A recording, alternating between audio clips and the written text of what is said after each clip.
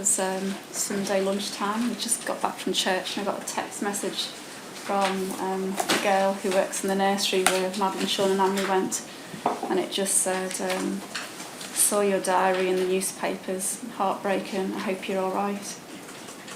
And it was totally out of the blue, and I had that horrible panicky feeling, confusion, and what's she on about? I didn't have a clue.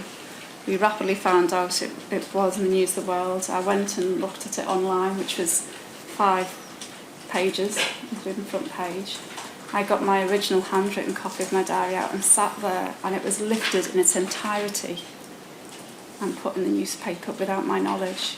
And apart from the odd word, which was, I think it was a translational error in that it had obviously been taken, translated into Portuguese, and then the Portuguese copy had then been translated back to English, which was slightly different to the original, but pretty much verbatim.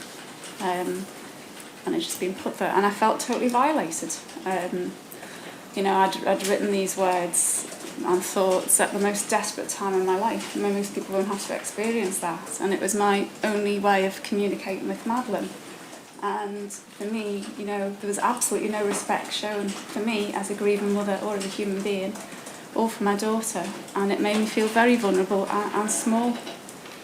And I just couldn't believe it, and it didn't stop there. It's not just a one-day thing. That whole week was incredibly traumatic, and every time I thought about it, I just couldn't believe the injustice. And I actually just recently read through my diary entries at that point at that week, and I talk about climbing into a hole and not coming out because I just felt so worthless that we'd been treated like this.